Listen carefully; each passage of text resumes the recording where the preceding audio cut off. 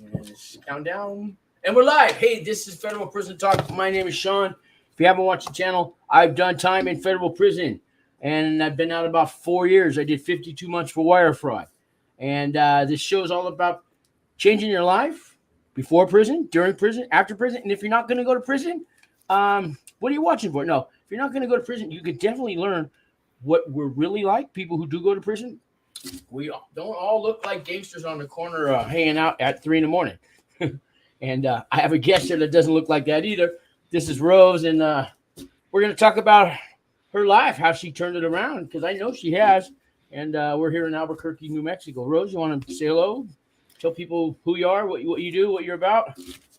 So first of all, I just want to thank you for this opportunity to be here and share what's happened in my life, and hopefully it'll inspire someone.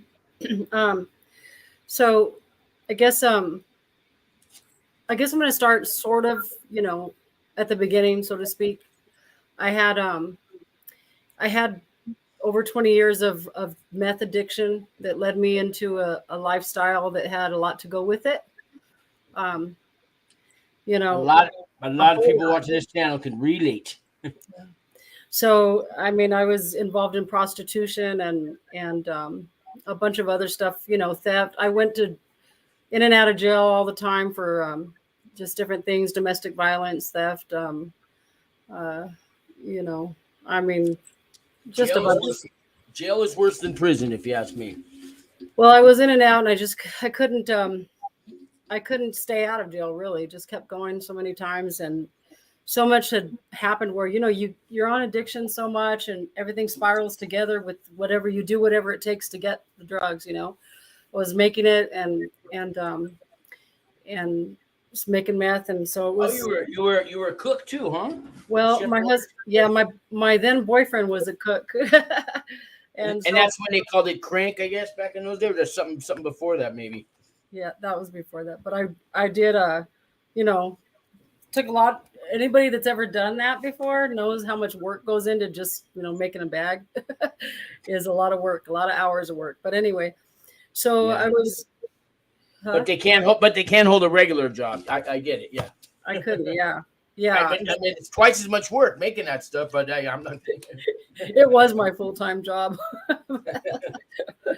But yeah, that's basically all. Every dollar that I had, every dollar that I didn't have, every minute that I had, and every minute that escaped me, every relationship that I was in, and the relationships that I had cut off from because of it, everything was because of it, and right.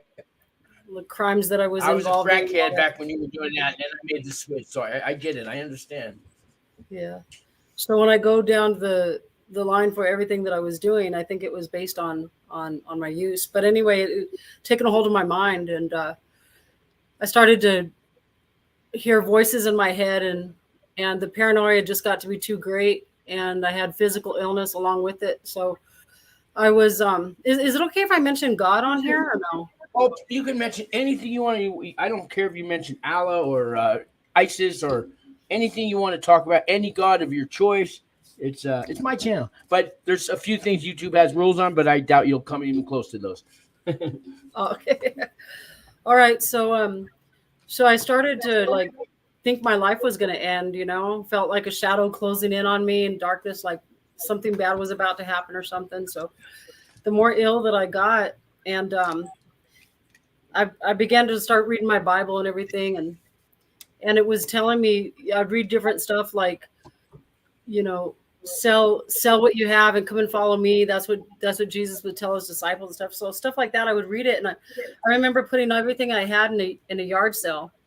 And it was like 6 o'clock in the morning. I'd been up for days, And my drug dealer boyfriend sees me putting stuff in the yard, and he's like, "What are you doing?" And I'm like, "I'm going to get rid of everything I have and go follow Jesus." And he's like, after you spend that money, right? Yeah.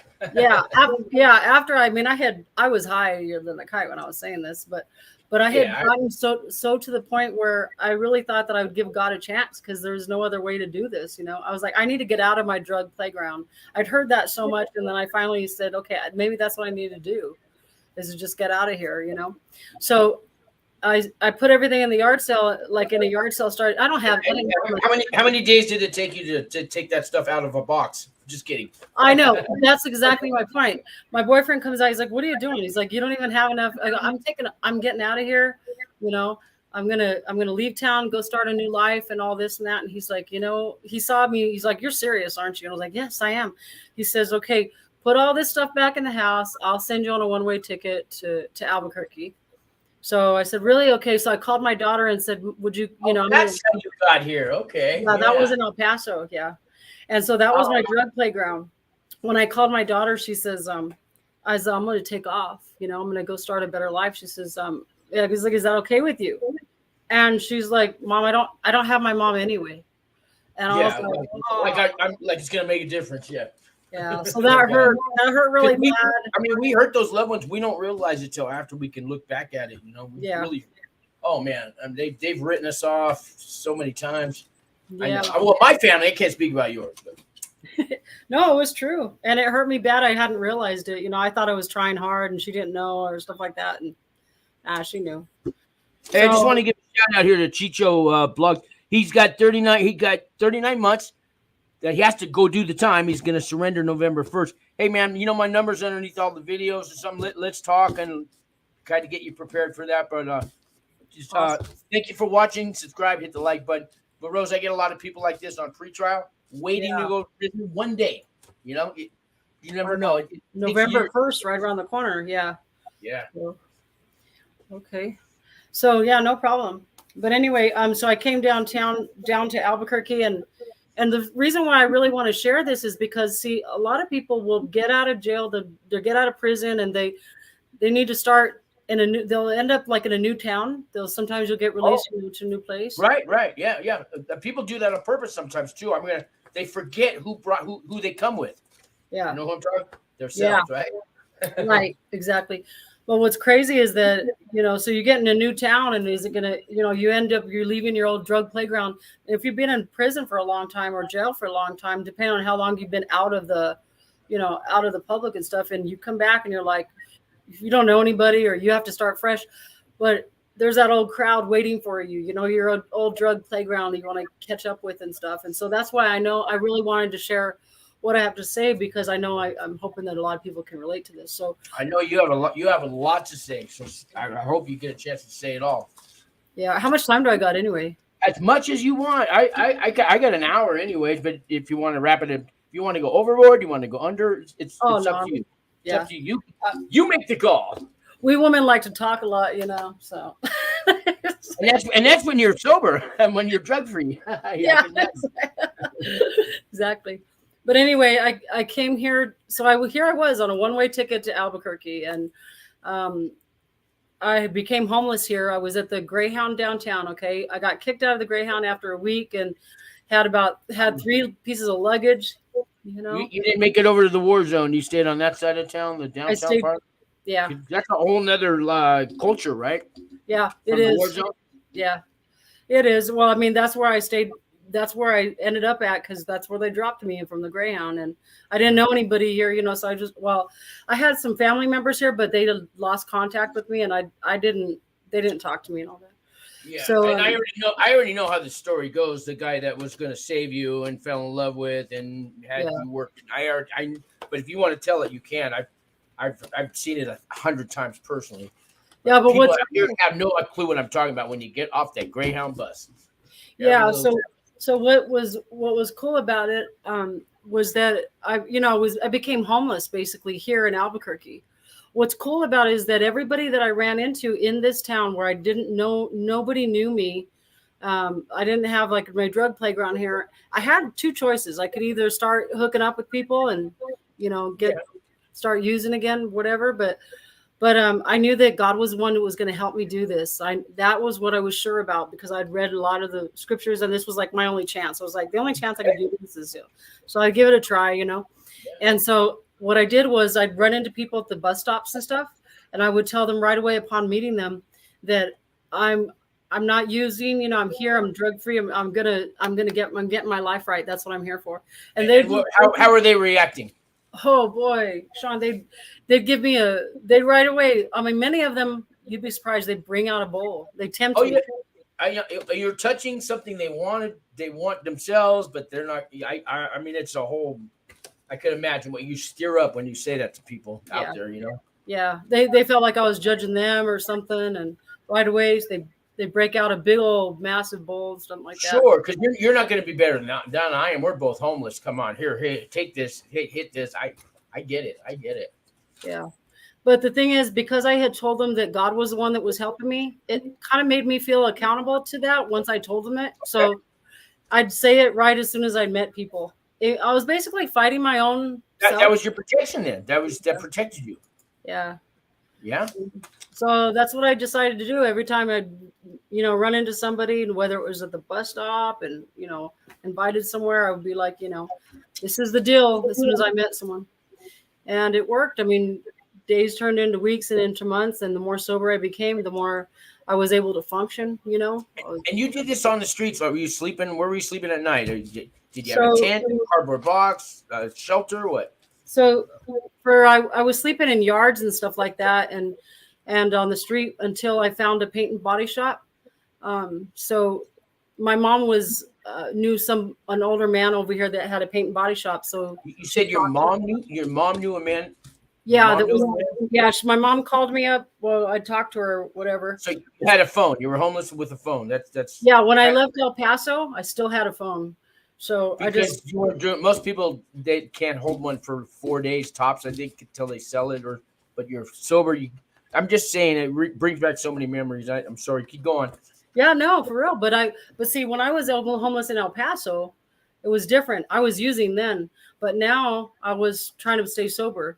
So that's one thing that's really weird, because a lot of times we see people on the street and we think automatically that they're high and stuff. But in this case, I was running from my drug playground all the way to another state, and that's why I was here to be homeless, was to run from the They're not necessarily high. I was homeless in San Francisco, and maybe 80% of them are, but that 20% is a lot of people in San Francisco that are not.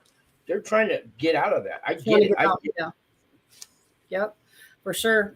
So I found a paint and body shop, and I was living in there while they worked during the daytime. I would go down the street to the shelter and stuff like that. But at night I had a place to sleep. So I'd go get masks from the homeless shelter, and that was before COVID. Okay. And I would. You were one of those. We heard about you people before COVID happened. Yeah. Well, but I would use the masks because there's pigeons pooping on me in the bathroom. It was like a really filthy place, but that's where I found to live out, in that bathroom. You have to learn to talk pigeon language, and they'll be your friends, and it's a whole nother thing. Yeah.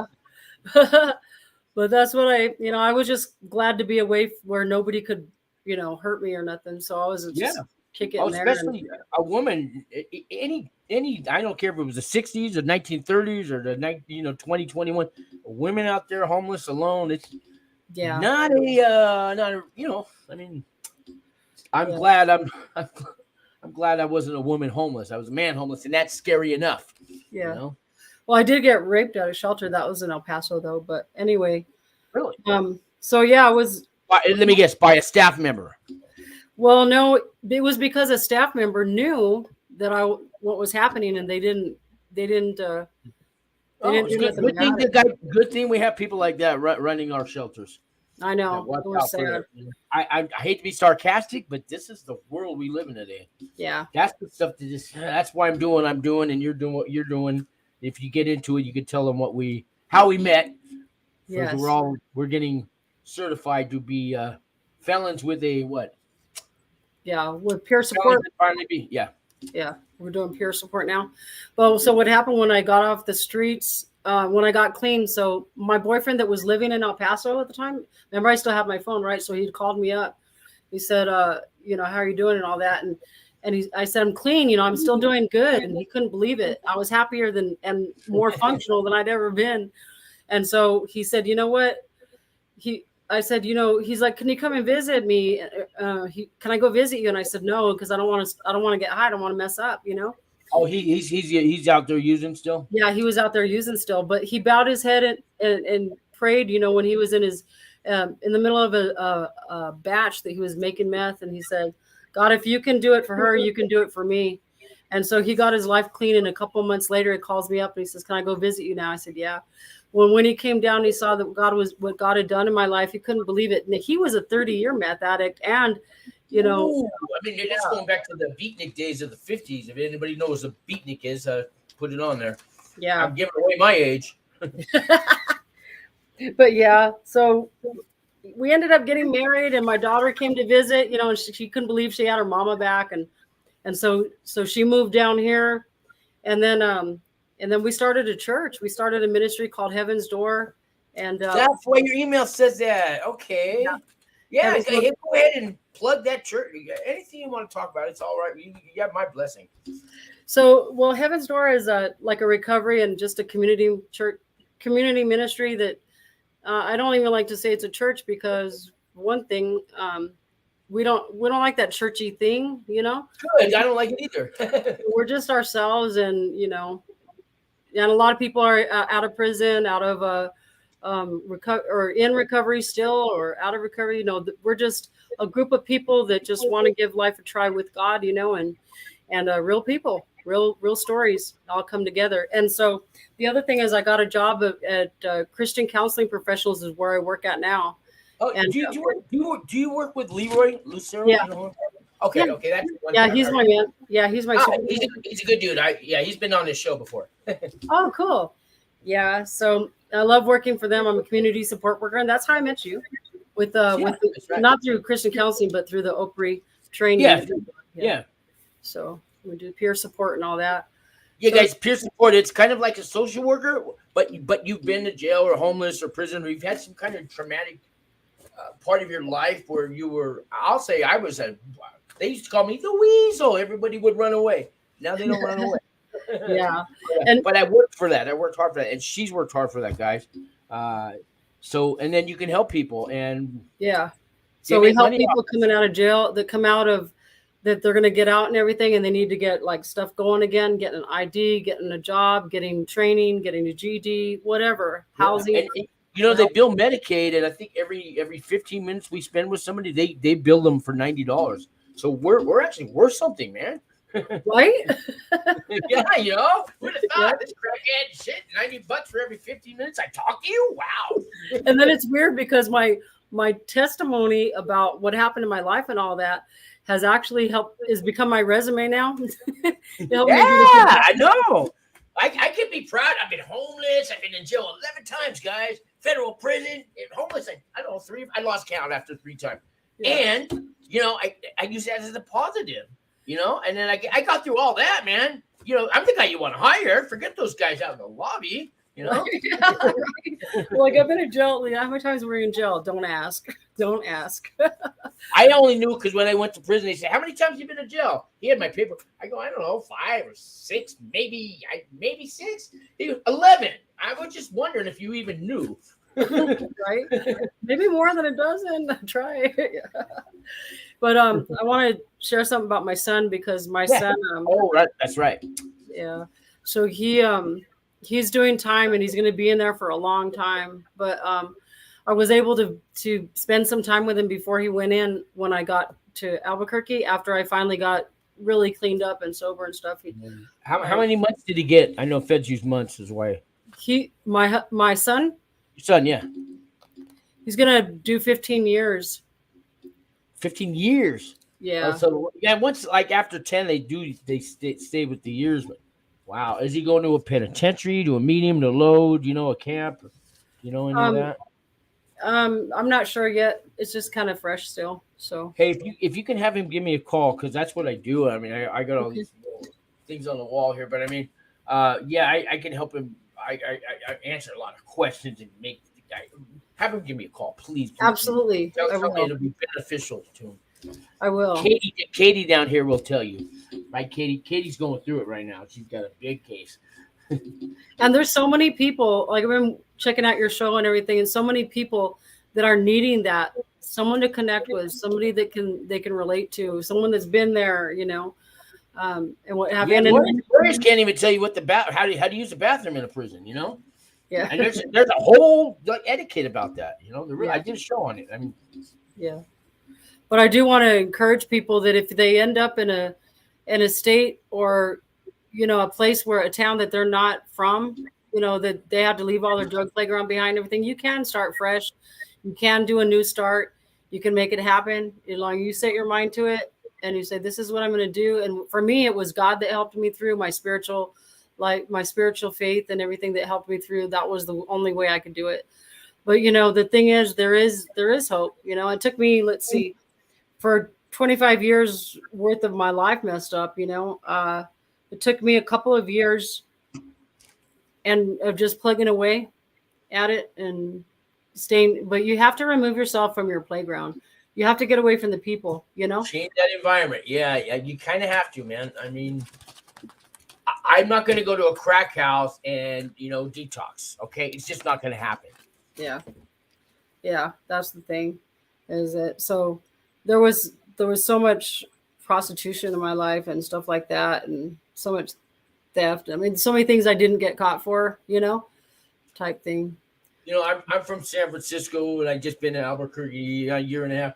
So I have a lot of straight male friends that were out there selling themselves to gay men to get that next hit of crack or meth or whatever it was, So I understand, and I actually considered it one night, and thank God that I didn't have to go through that part. But I do know that world you live in very well. Yeah.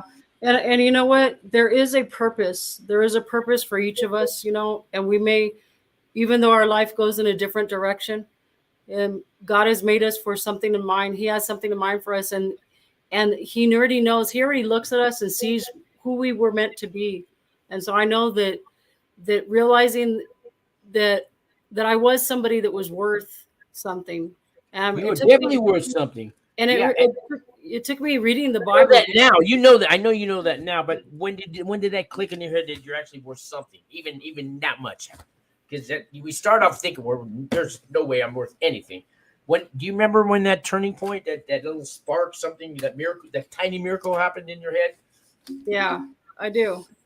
It was when I was reading. It was when I opened the Bible, and I was in a hotel room. And there had one of those, Gideon Bibles that are in the drawer and all that. And I was there. Those 60 Gideons. I've never met one. I don't know if they're real people or Gideons. Yeah. Yeah. But I was in a prostitution ring at the time, and I was higher than a kite, and I've been, hallucinating and all that. And I was getting in trouble with the pimps and stuff, or whatever you want to call it. They didn't call them like that anymore. Every decade they have a new name for those Yeah. But anyway, I pulled out that Bible that was in that drawer, and I started reading it. And that's when I remember it was hard to believe it. It took me a long time to really believe that it was talking to me and it was for me. When I started to realize that's why, I don't know if I can say the word Jesus, but that's Jesus. Please. It's why it's okay. If you want to say it, I give you my permission. And you too, okay. I don't think they have a problem with Jesus either. So. Well,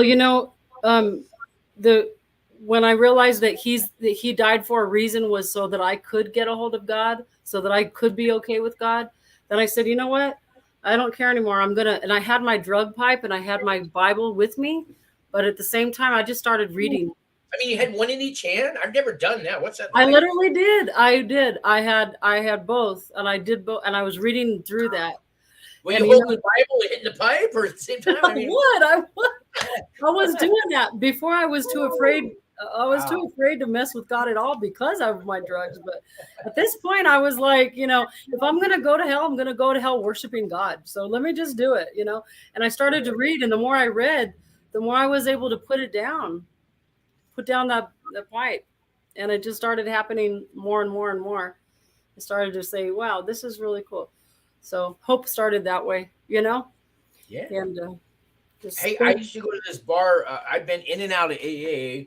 And one time I was out of AA, and there's a bar where they had big books in the back, and we had these fake mock AA meetings while we were drinking. So yeah, we didn't mock Jesus, we didn't mock the Bible. Like you didn't know, just kidding. But it's what it does to your head. I mean, nobody would go.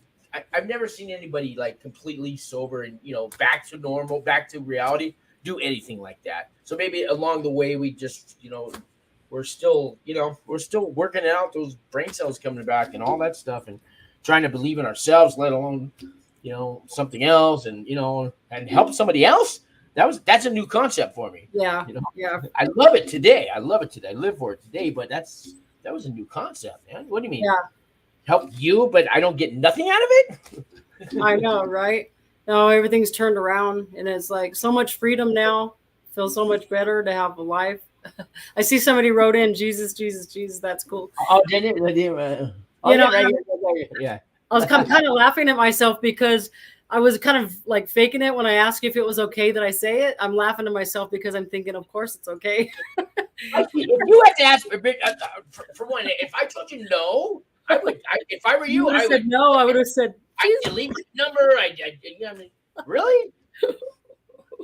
Yeah, there's no way I cannot mention Jesus because he's the one that did it for me for sure. Yeah. There was one time I was in the backyard, right, and I was in El Paso, and my boyfriend, he tells me, "What are you doing out here?" And I go, "I'm praying." He's like, "What?" He's like, "Can I pray too?" And we were both high, He's like, "Can I pray too?" And I go, "That's like being high and praying." I love it. You know what I told him though? What? I told him, "Get your own Jesus," because I didn't want him to interrupt my private time. But I know what you meant by that, though. I mean, this is my thing. I found my way out, man, and this is mine. Get your own. I understand it, mentality. I really do. Get your own shopping cart, man. It's mine, man. It took me like a month to find this, Yeah, I was like, I'm gonna hold on to this all I can. This is the only hope I have. Just get your own Jesus. But there's this song. I forgot who sings it. It's a Christian song, but it's called "My Jesus." I felt like when it came out on the radio, I was like, "This is our song." Look, and he got his own Jesus too. He did. So yeah, see, I mean, there's everywhere and at the same place, but nowhere you can see him. How's that saying go? But God is everywhere, but you know what I mean. What? The more that I had faith in him, the more I realized just how real he is, and there was no better high than what he's done for me. No better high than walking with him and knowing him for sure. When I went to prison, they had maybe, 18 different types of religions, everything from Mormons to Wiccan to Thor, the thunder god, to there was Muslims. There was so I read the Torah, I read the Quran, I read the Bible, and the Quran. I mean the Quran really impressed me. It doesn't talk bad about any other religion. If you ever get a chance and you open mind and you think it's okay, that Quran was an amazing book. I hate to say, but my whole view of Muslims is not what you see on the news. Everyone I've met is more American than any people I grew up with. And they say that's the same God. They have different names for it. I don't know all about that, but all the religions, I have respect for anyone in any religion since I tried them all. I did 3-4 years in prison. I got to go. I didn't just go once. I tried all the 18 different types, everything from Southern Baptist to Methodist to Presbyterian. I was raised Catholic, so I'm already screwed up there with being raised Catholic. But they all have one kind of common message and bond, and I think they're all good. Some hate the others, and I don't know why. When they all get to up there in the sky and they got to be judged, I don't know if they're all going to line up and Presbyterians over there, Methodists over there. Oh, what do we got? A Jewish? Oh, you're way in the back. I don't know how it works, but they all have that one thing in their heart, and they just it's wanting good, wanting to know the truth, wanting to. I don't. One God. Yeah. I mean, I tried them all, and I want them all. That's it. I want them all. Well, that's the thing about it is that it's not religion can't save us. Really, we can sit there and do what do you call it? Conflicts and controversy all the time and just sit there and argue with people and divide and all that. But the thing is, there's a one God, and we need to lay down all that theology stuff and just get together and say, you know what, this is what we need to do. We need to fight for our life, fight for the truth and believe the truth, not fight for it, but strive for it. And, and there's only one God. There's only one God, and he's the true and living God, He's everywhere. He wants the best for us. I think a lot of times people think, well, how could a loving God, let all this stuff happen and all that? But we don't realize that God gave us a choice, I look at it like this. Say you have the power to create little nanite metallic little creatures, and they kind of look like cockroaches, and they learned how to breed and make more and more. Next thing you know, you got 1 million cockroaches, but 2 of them are having a fight, and this guy, you can't, because you would become a god. How do you keep track? I hate to use cockroaches, but if you imagine that, like, these life forms, we can make androids and robots and all this stuff. Now we could be gods. If I went back in time, just even 100 years ago, or maybe 150 years ago, I have this lighter, I'm a god until the fluid runs out. Okay. You know what I mean? No, just kidding. Because I have this superpower, right? So imagine. So are you saying like using how can he keep track of every little? Look, he gave us life. He gave us freedom to choose what we want to do and stuff. So those choices that you made, if he sat there and controlled us all like a chessboard, who wants to live like that? He doesn't want us to live like that. So when somebody dies and get hit by a car and you blame God and all that, you might want to look and how would you handle it if you were God? That's you know what I mean? So yeah, I see what you're saying. When I pray to God, I say, God, look, everybody asks you for something. How about just cry my shoulder, tell me what's going on. I don't want nothing. Just lay it on me. Talk to me. I'm not going to judge you because you do that. But I just say, tell me your problems. Yeah, that's what I do. And that's really what all that God wants is all that God wants is for us to talk to him and for us to, hear what he's got to say by reading, and just talk to him. He just wants a relationship with us. That's it. That's the whole point. That's the whole point of it all. And if we just choose him, that's all. It's for our own good, Yeah, Jesus comes around. Hey, I got a couple of bottles of water. Let's turn them into wine. Let's talk. No, he's famous for that, right? Well, water into wine. Yeah, that's the one miracle. Everybody wants that power, right? Yeah, but he's a loving God. I know. He is. What? Yeah, I'm not here to, debate. I know I don't. Yeah. Well, I had to go through a Christian residential drug program for a year while I was on pretrial, and then I stayed on the sober living. But they have Bible studies, and they said, Sean, you no longer can come. They're Bible studies, not Bible debates, and so I got banned. So, hey, it is what it is, man. There's no fear. I have 1 million questions, and if you can't ask one, I said, what? I have 1 million questions. So how are we going to find the answer if we don't ask questions? So I know some certain sections of religions are taught that ours is not to ask why. We shouldn't question God. And oh God, and you tell an addict that now I got 1 million questions. I'm gonna make. You know what? I do have an inner peace. I have a higher power. I just my thought of God is the heavens and the earth. It's way beyond just one planet. So, that's the nature of me. That's the nature of me. So, but you know what? God is in my life today. That's what I can tell you. Right? And that's just the point that God gave everybody our will. He says, you know what? Your will to choose, your will to believe what you want to, and to seek him as you want to. And so my prayer is that everybody will. I know that he can change lives. That's for sure. And that's what I can say. Yeah. I blame my thoughts on being raised Catholic. Well, everybody's raised different. You can be raised like a heathen and still come to God. So look at me. We have a thing called recovering Catholics. Right. Well, I mean, they believe in God and Jesus, so it's all good with me. But anyway, I'm not trying to find a Catholic person that owned a Bible. But yeah, I like what you're doing here on this show, Sean. It's really cool. I try to have a sense of humor, but yeah, you know what? The thing is, I wake up in the morning. I must have at least 500 phone calls, maybe 1,000. I've been doing this 2-3 years on this channel, but now I got the Wings for Life job, and for a year there, we were using our own cell phone numbers for the office number. Mm-hmm. I have not ever had a day where nobody calls me asking for help. And don't they know who they're talking to? I'm a guy. I mean, you don't really want help from me, the weasel? And every day I get those calls. I get a reason to live. It's amazing. So that's why I thought the CPSW plus money get a raise when I pass that test next week. Right. But I mean, that's a big deal to me, man. A certified peer support worker backed by the state of New Mexico. I mean, my probation officer told me, I'm off probation now, but she said, when you pass that, we'll hire you for $60,000 a year to start. Wow. And I said, I'm working with you, and what will I do? Well, when they come out of prison, we're going to send them over to your office. Oh, I'll be labeled a snitch. That's not going to happen. But I'm honored that they could, my probation officer offered me $60,000 a year. Wow, you know what I mean?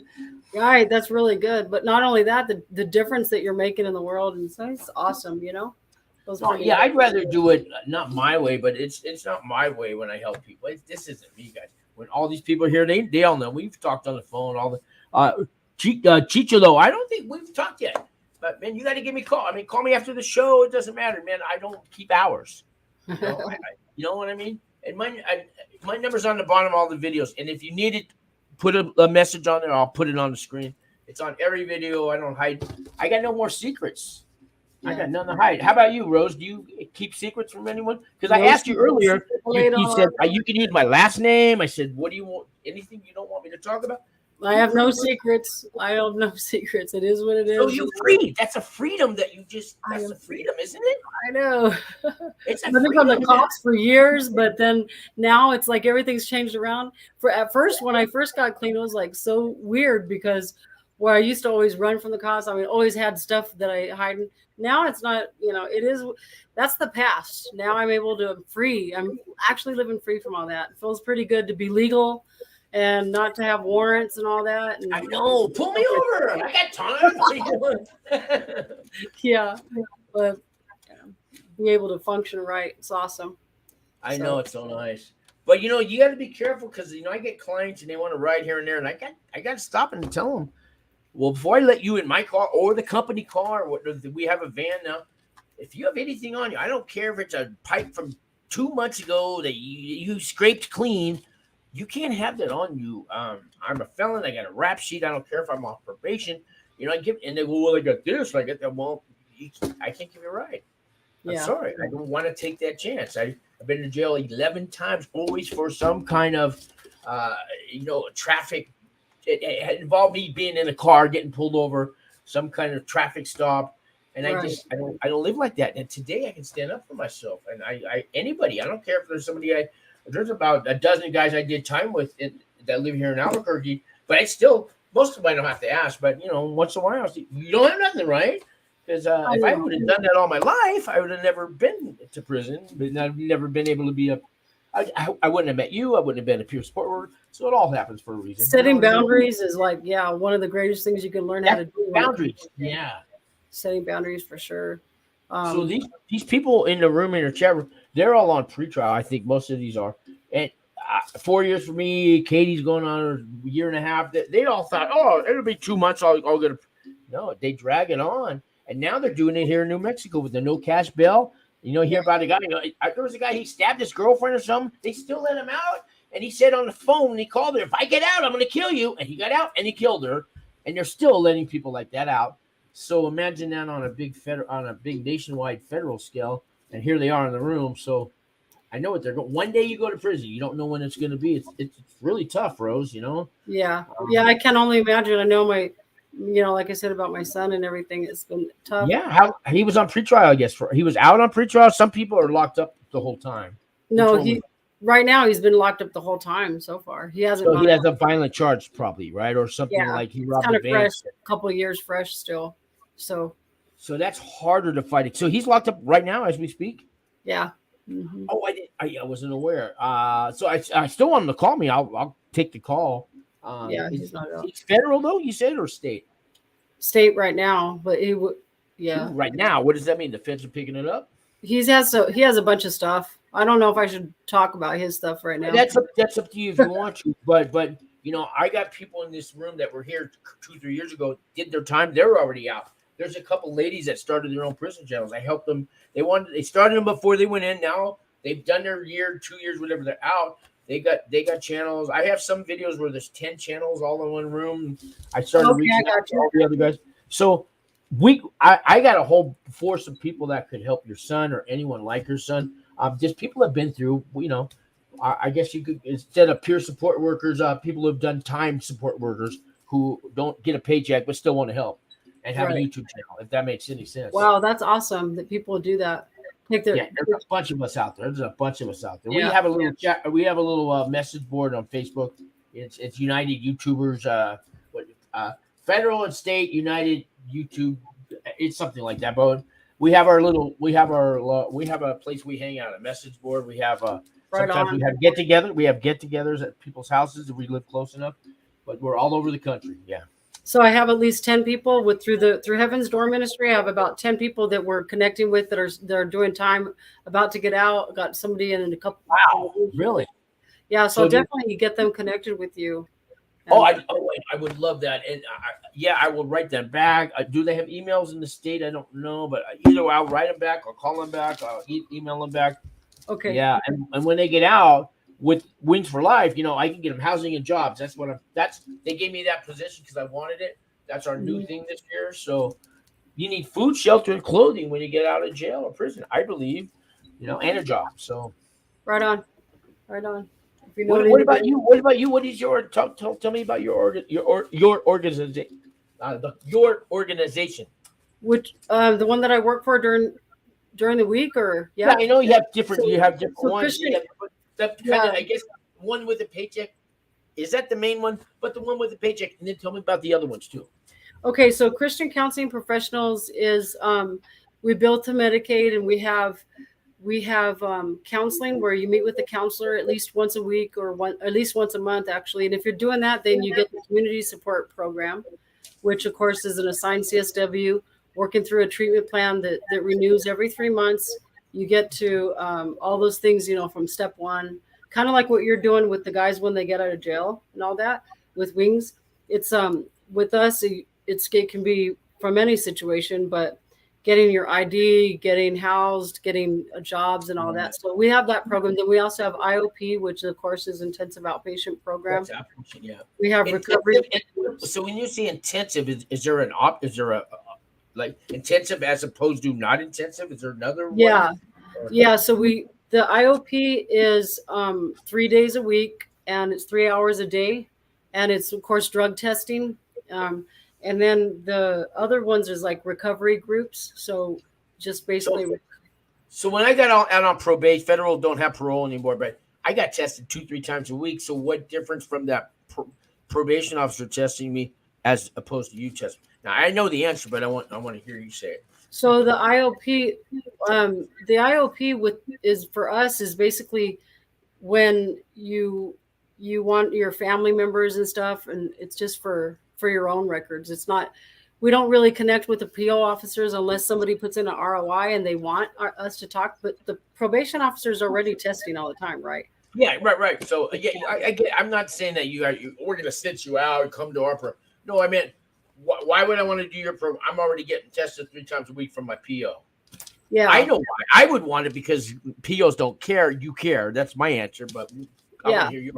Yeah, and it's so we make like a personal thing, and we make it really it's not one-on-one, it's a group. The IOP is a group, but at the same time we do this because we really want to help you. So with the probation officer, it's more like, I'm going to get busted, I'm going to get in trouble. You're doing it so you stay out, Yeah.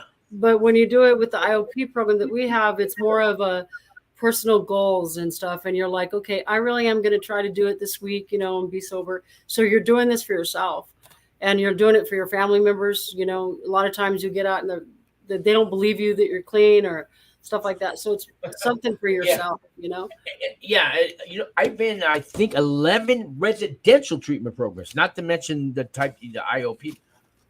After like the second or third one, you know what? Sure, yeah, right, yeah, you. But this time for sure, I mean, I addicts. Right. Second chance? No. 20 chances, yes. Second chance? That's worthless. I mean, I've never met anyone who went to a AA NA meeting and instantly stayed sober and clean for the rest of their life. Have you? No. There you go. It's the thing. I never went to a recovery program with mine because God was my recovery program. Yeah, and they have that whole Christian. But it has to come from inside. Christian 12-step program now too. Celebrate recovery, that kind of thing. Celebrate recovery, yeah. So they have that. So there are some ones out there to go. But it's got to come from within you. If you really want to get things right, I mean, you can sit there and be stopped. Not quit, but be stopped by the system or whatever all the time. You could be, put a ball and chain, ankle bracelet, all this stuff on. But if you don't want it from within you, it ain't gonna happen. You could lock me up for 20 years, man. Keep me shackled the whole time. Yeah. On that 20th, after the 20 years are gone, that first day of freedom. Oh man, I got some making up to do, and I'll be waiting for it. I'll wait. I got time. I'm locked up. Yeah. I know what you're talking about. Yeah. That's not recovery. That's just waiting. Yeah. Angrily. Yeah, and I guess that's whether the IOP is different because you go home, and then you're still dealing with the world. You're still dealing with everything, and then you go back. You go 3 Katie here's an IOP too. Yeah. Katie, would you like me to introduce you to Rose? Because I talk to Katie on the phone a lot. Katie, please don't tell these people what I know her charges. But Katie, I don't know if you know any women to talk to. I know you have your own therapist. But anyways, Rose, you might be able to help Katie, especially when you told me that little story about when you got off the Greyhound bus. Katie, you hear what I'm getting? Let me know, Katie. Call me, text me. Rose, would you talk to her if she would like you to? Of course, absolutely. I'm willing to talk to anybody. So. Okay, Katie, you need all the help you get out there, but Rose is a good woman. Okay, Katie. The more people you got on your side, you know what I'm talking about. I can't say too much because I don't want to give her business away, but she's got a very, I don't know, historic case. I'll call it historic. Right on. That's cool. Well, I really thank you for letting me come here. I'm sorry if I talk too much. I was going to catch up on these people. Yeah. How about? So it sounds like you want to end it, and that's great. How about a word for the people out there? Words of wisdom, final words, message to God, to Jesus. Okay, you do that. I'm going to give you scripture and a prayer. I know. I know. My favorite. Which Bible are you quoting from? There's 4 versions now that I know that are mainstream. No, just kidding. So here's where the bottom line with what really changed my life was really to crying out to him and reaching out for God with all that I had. And my favorite verse in the Bible was, as a deer pants for the water brooks, so my soul pants for you, oh God. So basically what it's saying is like a deer is running through the forest looking for that drink of water.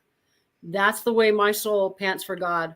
And so when I started to do that and really, really want that for my life, and I wanted nothing else but to get everything right, and it just happened. And it was the easiest thing. Jesus said, my yoke is easy and my burden is light. And that's what he meant by that, is when you're really ready to surrender to him, it's easy. And he's, and it's a beautiful thing.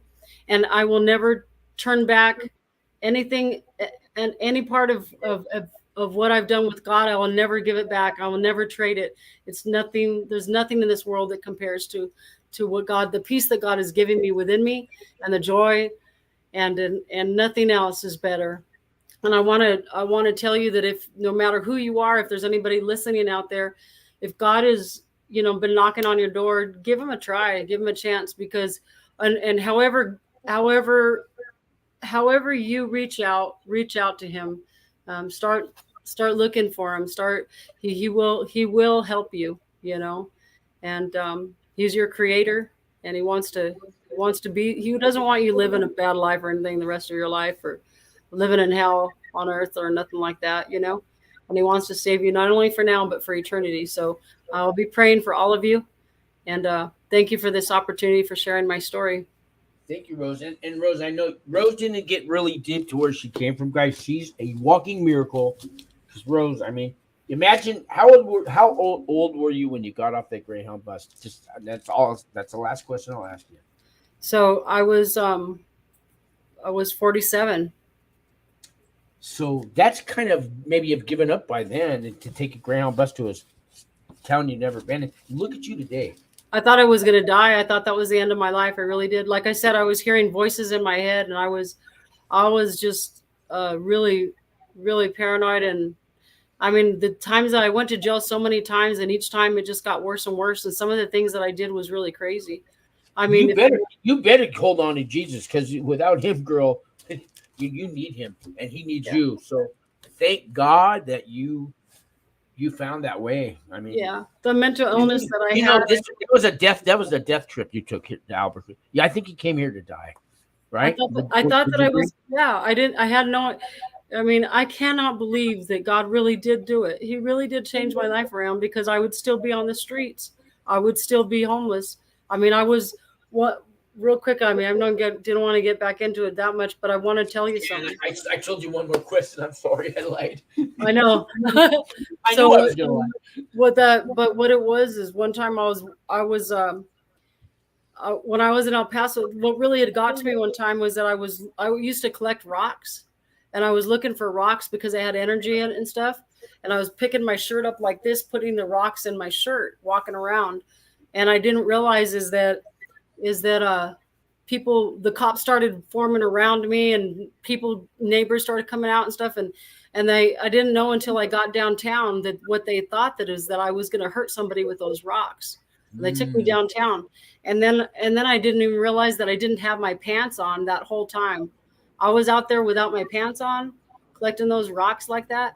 And when I realized that, by the time I got downtown and realized that that's what was happening, it blew my mind. And I was like, man, my mind is gone. I can't believe it. So I knew that I knew I needed to do something. That's when I started reaching out to God, because I was going to die, you know. That's just an example for how broken and how messed up that I'd gotten. I am so grateful that you did. I would have never met you. The world would have never met you. And I know your work's just begun. You know this, right? It's just beginning. But I'm so thankful. Do you believe that? Do you believe it's just beginning? You've helped all people along this way, but it's just beginning. Yeah. God got a whole lot of plans for you, bro. Yeah, and I'm so excited. It feels good to be alive. Feels good to be alive and be free, you know? Yeah. So I know you got to get going, and, you know, we all have lives because we found our way. You know, and you guys out there, you found this channel. Not that I'm the answer, not that there's other channels, but you're looking for a different road to walk on. And, you know, thank you for watching. And Katie knows, and a few of you call me anytime, guys. You call me at 3 a.m, I might not answer, but Rose said, Katie, call me. I'll give you Rose's number. Everybody I've ever had on the show, there's one thing about them, that they will let any of you people call them. That's one thing that they all have in common. I've probably had at least 100 guests now. I will say every single one will let somebody call without charging you a bill. Okay. Right. For sure. Not for money. You know, right. I do this so I can. You got to give me a reason to live tomorrow, guys. One of you got to call me, or I'm going to kill myself. It comes down to that sometimes. You know, we got to pay it forward. Yeah. Yeah. So I got 100 years I'll never pay it forward. I was the weasel. Now you know nobody. You know nobody called me. You know. I know. I got to tell you something real quick, Sean. You know when we were in that group class that we were on. Yeah. Did anybody talk about me? You were the person that shined bright on that thing. I was like, this guy's got life. He's got such great sense of humor. And, you know, I just liked your positive mentality, your attitude. You're like, thank you. Because our instructor was, she said it was her first time. I don't think she liked me. You know, I don't know if she was, I don't know, because I'm a white boy. I don't know what it was. But later on, she started to let me, because at first she'd go, thank you for your question. But later on, it was, wow, thank you for that question. She started to like open up a little. So there's hope for her. But I felt like, she was all about business. I think she was all about business at first, and then you finally gave her all the jokes and stuff and laughter, and she loosened up a little bit. Lighten up, do you? I know I get it. I get like that. Yeah. See, you know, when you do meth, your whole spinal system, your circulatory rest. Anyways, and I'm Italian, half Italian, so people Are think, you? Cool. yeah, so they think this guy's spun. No, you should see me when I'm spun. You better like move out of town, You're like, you should have seen me when I used to be. Yeah. I just talk with my hands, and I get excited when it's something to get excited about, like helping these people on this chat room here. The first time I ever did a YouTube video, somebody's watching me. Oh my God. Right? And then they called me and they wanted advice. Really? I've had 3 or 4 cops call me for advice that are facing charges. I go, wait a minute. You're a police officer, like a regular police officer. You drive a car, you pull people over, you throw them in jail. You're calling me a felon and you want my advice. I've had to say this like 4 times, and we both laugh. And I don't, I did help them. I've helped a few of them. Yes, guy, I've helped policemen that like hurt other people. Sorry, but I'm not God. He forgives. He judges. I don't do that. I know, it was so weird. Yesterday, I had a sergeant call me up and say, "Hey, I heard that you guys can help some people that And at first, when I looked at the phone, I was like, "It said police department." And I'm like, "What's that calling me for?" They're not calling you because they're outside. Yeah, and I was like, "I'm not used to getting calls from the sergeants," And then he's like, "It's been a long time anyway." Wrong stuff. They need our consultants. They need that. Hey, we don't know how they think. You know how they think, and that's why they call us. Oh well, they have personal reasons too for their own advice. Yeah, he needed help. There were some people that needed some resources. So I was like, oh yeah, of course, that's what I do now. That's right. That's what we do. That's what we do. And the state, California has it. Florida, I think New York has it. Florida doesn't have it, I don't think. But there's as many states have made marijuana legal, so have as many states have it their version of a certified peer support worker. Did you know that? Oh yeah, I didn't know that. Yeah. It's not just New Mexico. I'm sorry, they're like number 38 or something. They finally added on, but California's had it for a while. But it's a tough one. It's a whole year course out there. So, oh wow, yeah. So we got to get ready for that exam, huh? Yeah, maybe we can. The lady was teaching us today. Maybe we could all meet at a coffee shop. There's a place that does. It's a recovery place. It's called. I'm going to give them a free advertisement. It's called the Encore Cafe, and they have karaoke on Wednesday nights and all kinds of stuff going. And it's all clean sober. Now it's a cafe. Really? That's cool. And and so maybe we could all meet up there and sing a song and do some studying. And for sure. And then you have quesadillas, waffles, baked goods, breakfast burritos, grilled sandwiches. They got all kinds of coffees, espressos, everything you think of. And it's on 148 Quincy Street. I don't know sure that where that is. It's doesn't say southeast or nothing. But anyways, I'll take a picture and send it to you on your phone. Yeah, send it to me. Let's do it. And they've been around a couple years apparently. And the people, it's a recovery program that I guess somebody graduated out of the recovery program 10 years ago, opened up a coffee shop cafe, was in touch with everybody around him, and they're still like a group, Yeah, that's awesome. So that's the best way I can describe it. And so anyways, I'll send you this, and maybe we could do some study. How she say flashcards and just a study group. I mean, I want to pass this test. Yeah, for sure. That was like a free advertisement for them, huh? Yeah. So guys, it's called the Anchor, Anchor, like an anchor. Encore, or Anchor. Okay. Anchor Cafe. Anchor. I'll do a real commercial. I'll do a YouTube short for these guys. I haven't met them, but my coworkers have, and they said they're great people. So whatever my coworkers say, because half the people I work with, we all did time at the same prison, and I got them all their job there. So I get to go to work with all the people I did time with. Man, could you imagine that? How lucky that is to go every day. Yeah. Five of us. We're all friends at the same prison, and then we all work together. Yeah. Wow, that's pretty cool. That is awesome. I love So my ministry that I have, the Heaven's Door ministry that meets over at Highland Church, we meet on Saturday nights at 5, right? We have a group of people that come together, and we are like we had went through recovery together. Now we're, everybody just, so it's pretty cool I want to invite people out to that too, if they're looking for like spiritual wellness. Oh, yeah. I might want to check that out myself, So if you want to give a plug for that, this is all over the whole country, but some of you people are in New Mexico that watch me. Some of the people are in Albuquerque. Cool. Free commercial. There you go. 30 seconds. Yeah. 1, 2, 3, go. 417 Paloma, Southeast Albuquerque. Highland Baptist Church. We're Heaven's Door Ministry, and we meet Saturday nights at 5. Come see us. So if I come, I say, knock, knock, knocking on heaven's Heaven's door. Door. Yeah. There's a Christian movie called Lifted. I just watched it the other night because we all saw it in prison. It's called Lifted. And have you heard of that movie yet? No, I haven't. It's one of those pure flicks, the Christian Sure. Lifted, guy. Lifted. I'll check it out. Lifted. You will cry, you will cheer, you will cry some more, and then you will just cry happy tears at the end. I think there's a Jesus movement going on. You know that? I've seen so many pictures of, and my son was telling me that too. People be in prison and they're like worshiping God, like all these, men just like. Oh yeah, men, we are now allowed to cry and hug each other as we cry in prison.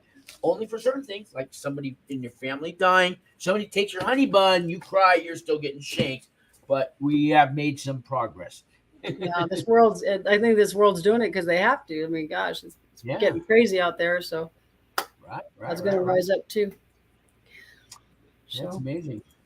Rose, keep on keeping in touch with me, and anything I can do for you, just say the word. If it's within my powers to be, I will do it for you. So thank you, Sean. And if I have some clients that need some help on your over there with Leroy, and that I definitely already have some in mind that do need your help, but I got to convince them that they need your help. Yeah, that's the other thing. Yeah, I'm here for you too. Definitely, anybody that needs help, and anything that I can do, I will. And and I know I will definitely be sending you some people and encouraging people to watch this show. It's really neat. It's real. I love it. So I try. I don't fake nothing, guys. So this is life after prison, man. Yeah. I mean, you came from you really leaps and bounds where you got today, Rose. I mean. Yeah, I barely know you, and I'm so proud of you. I could cry when I say that, And every day blows my mind every day to see what God has done in my life. My life's completely changed. It's wild, but it's cool. We got to stick together, right? Stick together, grow together, hope together, and make it together, right? Yeah. If you ever go to prison, guys, you get one superpower while you're in there to bring to the outside. You know what it is? What? I can read people, and I know if you're full of BS or if I know if your heart is real, because we can't sleep until anybody walk. That's how you survive in prison. So you develop a skill, an instinct, a gut feeling, and I know I can within 2 minutes, spidey sense. I mean, way beyond that. We get that one superpower. And Rose, my superpower tells me you're a genuine woman who's totally turned her life around and does care about other people. And you should have died 8 years and 2 months ago on a Thursday, but you're with us because you turned it around. You found Jesus. You found God. Whatever it is you found, you already had it within you. Yeah. Thank you. Thank you for finding it, though. Okay. That's my little message. Thank you. I'm so thankful for that. There's a song by Rascal Flatts called Stand or The Stand. I know that.